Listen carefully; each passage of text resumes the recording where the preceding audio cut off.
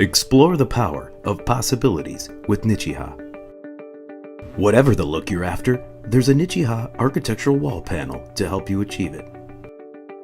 This animated installation video series is a new way for us to share with you our inside story and show you what's possible with our fiber cement system solution. Panel removal and replacement.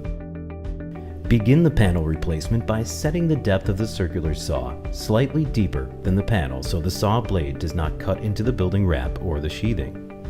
Make cuts in the panel and break into pieces for easy removal.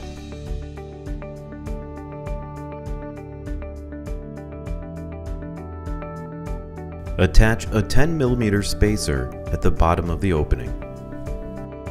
Prepare the replacement panel for installation by removing the appropriate shiplapped edges to allow panel insertion and seal all exposed edges. Set the new panel in position and lift the panel in place. Drill and countersink pilot holes and fasten the panel at each stud location with corrosion-resistant screws. Fill countersunk screw heads with color-matching polyurethane sealing. For more videos and more information about our complete line of fiber cement architectural wall panels, visit nichiha.com.